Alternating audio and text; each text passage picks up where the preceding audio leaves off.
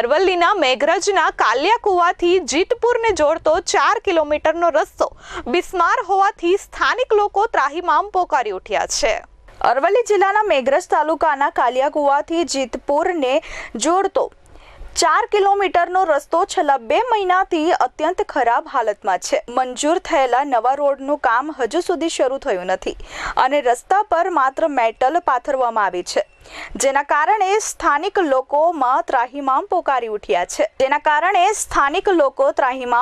ઉઠ્યા છે।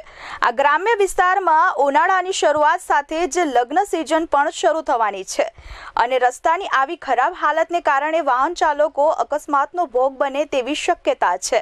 સ્થાનિક ડેપ્યુટી સરપંચે જણાવ્યું હતું કે મોટા વાહનો તો ઠીક, પરંતુ બાઇક ચાલકોને પણ ભારે મુશ્કેલીઓનો સામનો કરવો પડી રહ્યો છે।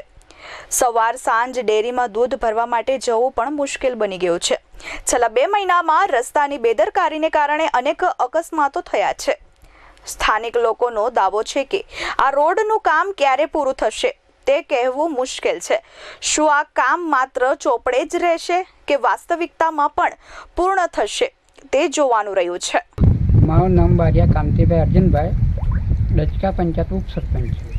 બરાબર, કાલિયા રોડ જીતપુરથી 4 કિલોમીટરનો રસ્તો બાકી છે। 1-2 મહિનાથી મેટલ નાખી મોટી એટલે મેટલનો નાખ્યા પછી કોઈ હજી કામ લેવામાં આવ્યું નથી। માણસોને અવર જવામાં બહુ તકલીફ પડે છે અને બાઇકો વાહન તો પૂરી પરેશાન થઈ ગયા। મહેન્દ્ર પ્રસાદ, S24 ન્યૂઝ, અરવલ્લી।